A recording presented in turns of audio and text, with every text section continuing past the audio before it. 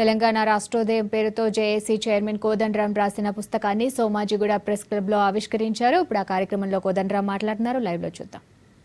అంటే కేవలం గౌరీశంకర్ యొక్క పట్టుదలే కానీ ఇందులో నాది మాత్రం వీసమెత్తు కూడా కృషి లేదని కూడా నేను స్పష్టంగా చెప్పదలిచిన. కాబట్టి ఖచ్చితంగా వారికి కృతజ్ఞతలు తెలియజేయవలసిన బాధ్యత నా పైన ఉంది. ఇందులో వచ్చినటువంటి వ్యాసాలన్నీ కూడా 98 తర్వాత నుంచి రాస్తూ వచ్చినాయి. జాగ్రత్తగా గమనిస్తే వచ్చిన ఆలోచనలో వచ్చిన ఒక మార్పు 98 నాటికి తెలంగాణ ఉమ్మడి రాష్ట్రంలో తెలంగాణ ఎదుర్కొంటున్నటువంటి సమస్యల మీద రాయటం జరిగింది.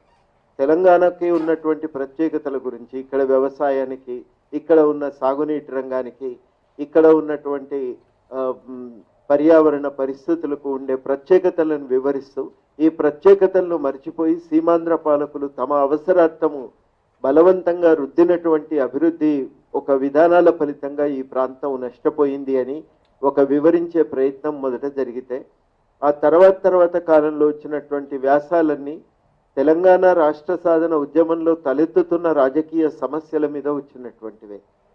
ప్రభుత్వాలు అనుసరిస్తున్న వ్యూహాలు కానీ, వాళ్ళు వేస్తున్న ఎత్తుగడలు కానీ, వాటిపైన ఉన్నటువంటి సమస్యలను విమర్శించడానికి, వాటిపైన ప్రజలకు సమాచారం అందించడానికి జరిగినటువంటి ప్రయత్నం.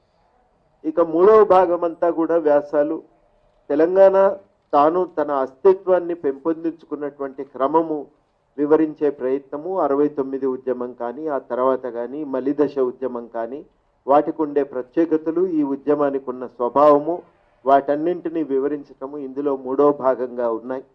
చాలా వరకు వ్యాసాలన్నీ కూడా ఆనాటి పరిస్థితుల్లో తక్షణం తేవాలనే తాపత్రయంతో రాసినటువంటివి చాలా ఉన్నాయి. అందుకని కొంత లోపాలు ఉండొచ్చు వ్యక్తీకరణలో కానీ, ఇంకొక విషయంలో కానీ.